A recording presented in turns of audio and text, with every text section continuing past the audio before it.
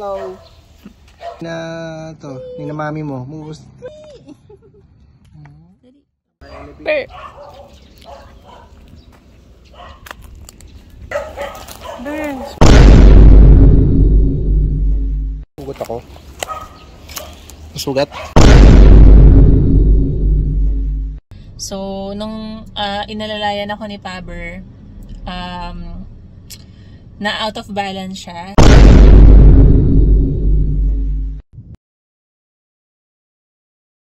Hi Bear Fam! It's our tile selection day para kay CDB. So, nandito tayo ngayon sa Skymart Tiles. Skymart Tiles. So, dito siya located sa QC. So, dinayo pa talaga namin to from south to north. And today, makakasama natin sila architect ng B+T at saka yung contractor natin na M3EC. So, i-guide nila tayo para sa mga tiles na gagamitin natin para kay CDB. So, tara, check natin kung ano meron sa loob. Let's go!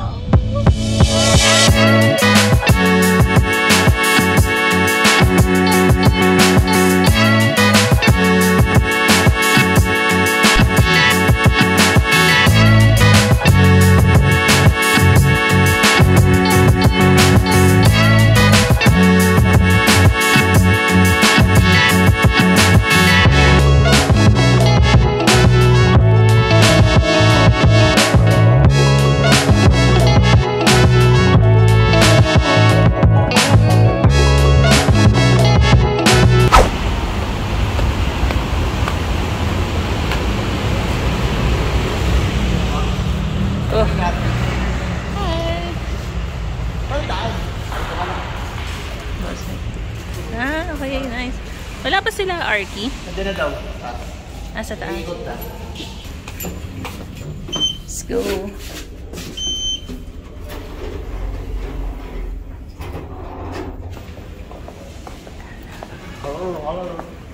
Hello. Architect Gihan, Architect Mar.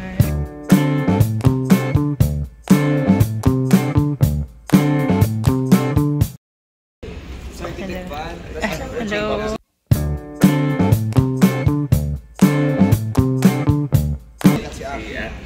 Hello. Hello po. Boss Mike.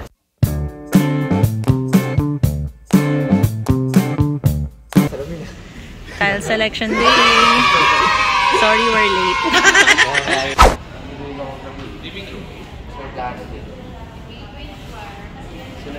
So ito yung mga tiles. Ito yung mga cut, Boss Mike. Mga cut. Parang ang laki na ito. Hindi siya yung parang square. Meron pa. Okay. Nice. Malaki. Wow! Ito granite. We usually use this sa mga countertops. Okay. So ito, granite. Parang wala tayo nito sa CDB, no? More on ano tayo eh, parang grainy matte finish. So check lang natin to. So, wood finishes. Mga nakita sa mostly second floor. Okay.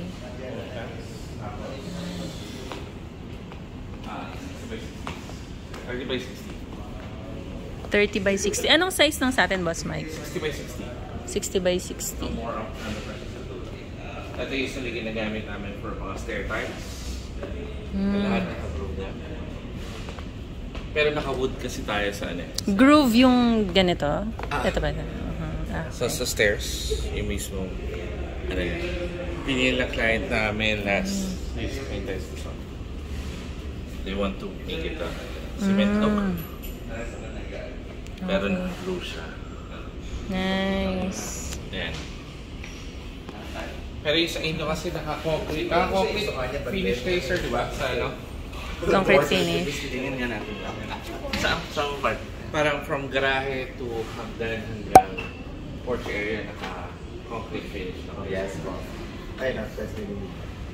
Yung ano namin ito pinili, yung client namin sa client.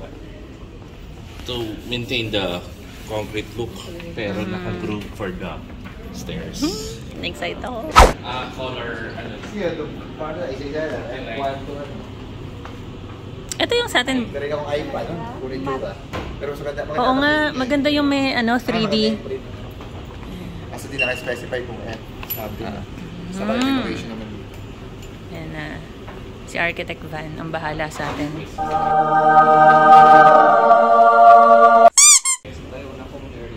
Siya ang boss. Siya ang magda-design.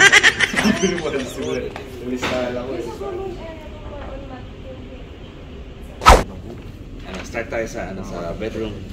Yung mga wood planks natin. Wood planks. Wood na tayo. Okay. Sa'yo yung FC room. Sa'yo yung number 1. Second floor. Being sa rooms na. Moment of truth. Sunod-sunod na yung ano. Yeah. Ang galing talaga ng Faber. Na ano na niya yan. Na-organize niya. Hinihingi ko yung ano eh. Yung alin? Yung gamot eh. Ayaw niya eh. Ako na lang doon. Pinaga ko isa-isa eh. Pero di sila eh. Ito yung sa bedroom, no, Arky? Ito yung 150 by 90. Ibihan na natin para May malapit ba na close? Naka-delay pa. 150 by 90 kayo? Ano architect? 150 by 90? 150 by 90. Sakto ito yung mga sofa. Medyo maliit. 50.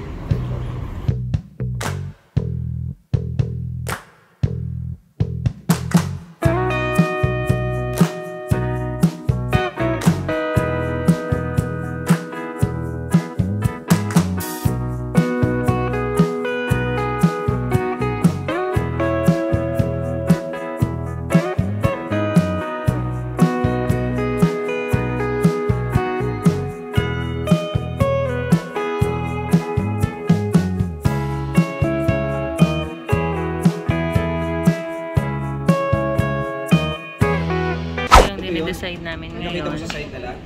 Mga kwarto. Ito yung sa bedroom. Or what if? So, ito yung parang na-decide namin ni Arky. So, ano yung price niya, B? Darna! Darna! Chining! Pero parang ito, no? Pareho lang. Pwede rin.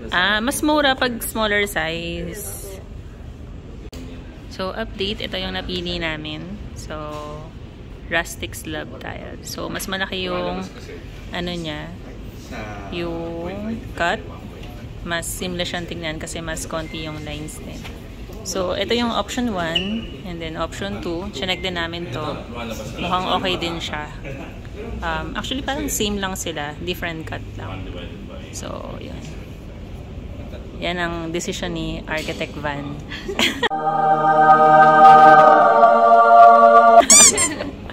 Tapos yung magbabayad ito. So, kami lang yung nagde-decide pero sila yung magbabayad. So, yan. Sa amin yung aesthetic, sa kanila yung budget. Darna! Darna! Gusto ko yung real-time yung computation dito ng budget. Yan, kakompute na sila. One eternity later. Ito na. Change of pan. Ito or ito? Ito ata. Yung sa baba po. Ito ba? Yun lang matapang yung grains. Ito. Yung grains naman is at random naman. May Darker kasi. So, change of heart. Parang it's either ito or ito yung bibilhin natin.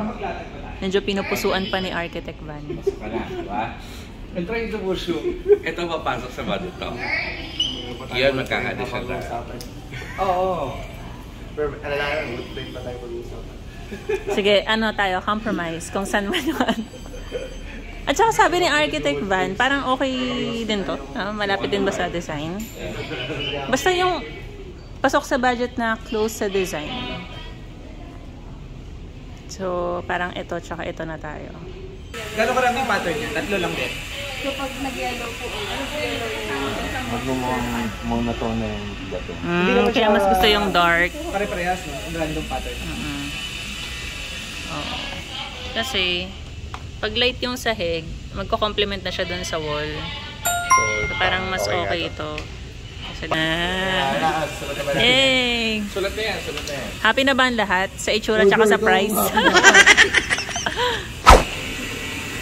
So, yung i-decide naman natin ngayon is yung flooring sa living area.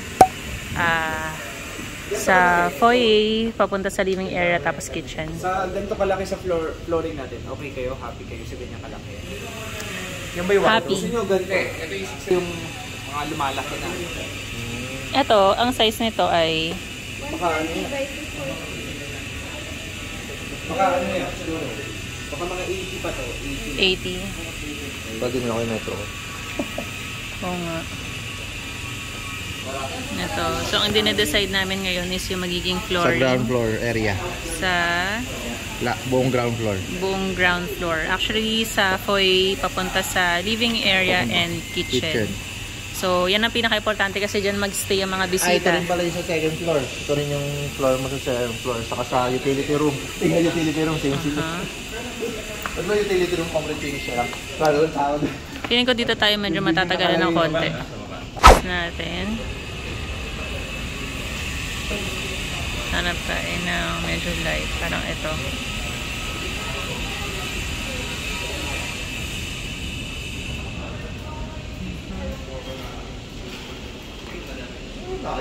Parang okay din to. Yung texture niya. So, ito yung pinagpilian nating tile sa living area, foyer, at saka sa kitchen. So, ito siya. So, nga lang mas gusto naman yun kasi mas kita yung dumi kapag medyo white na siya. So, pareho matte finish. And then, ito yung napili namin. So, ito siya. Mas meron siyang details. Kaya pag merong dumi, hindi masyadong halata.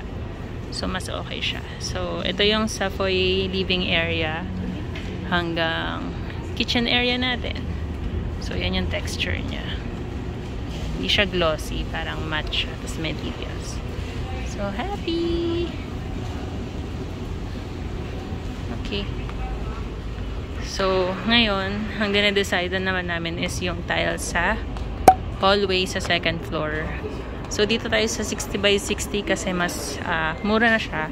Tsaka hindi naman masyadong tatambayan ng bisita yung part na yon. So, okay na 60 by 60 lang siya. Okay. So, medyo dito tayo nag-gravitate sa dalawang color na to.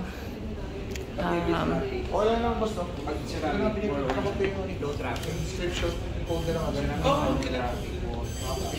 Brainstorming ang ating mga architects. Description. Naman is yung the-decide natin is yung sa patio. Flooring.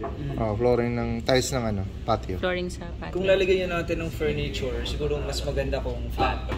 Flat. Parang lalagyan natin furniture. Para hindi kayo gumagalaw-galaw.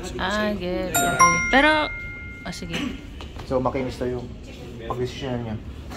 Kahit Or yun, yung nasa kabila. Although, kalwan yung kabila, ito medyo, ano ba? Ito siya. Adugtong na yung mga. So, ito yung pang-exterior namin. Medyo grayish siya kasi syempre mas madumihin sa labas. Pero pumili kami ng color na medyo malapit dun sa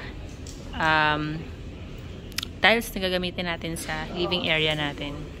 So, medyo ganito kasi yung shade niya eh. So, pag pinagtabi siya, medyo ano pa rin naman. Close pa rin sila ng color in a way. Ayan. So, yan siya. Alright.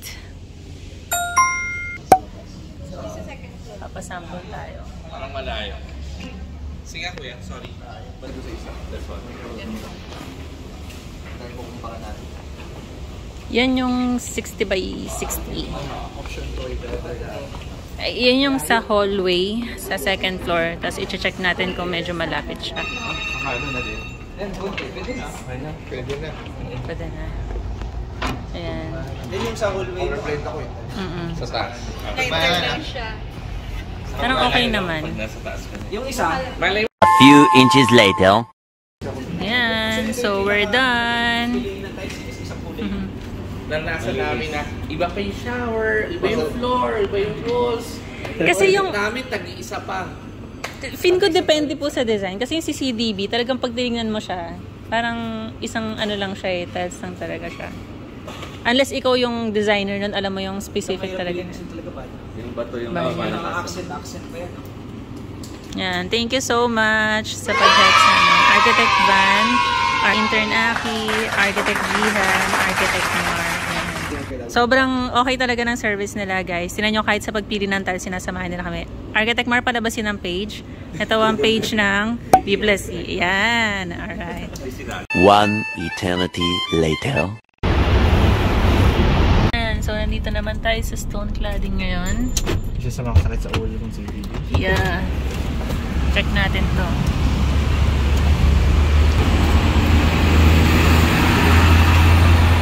So, ito boss Mike yung ano? Piedra? Pwede ganyan. Or ito yung aral. Kasi sabi ko sa'yo last time. Gets. Ito, mas mura to. Aral to yan. May isang kagalit. Architect Van, ito ba yon? Mas ma-appreciate pag nakalakad eh. Oo nga. Nakaharap. Pwede ba? Yung gusto nyo, iba eh. Yung maliliit pa eh. Yeah, ayoko ng same sizes.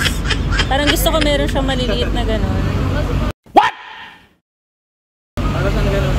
Circular. Pero ibang kulay. Yeah. Oo. Yan, aral yan. Parang ganito yan.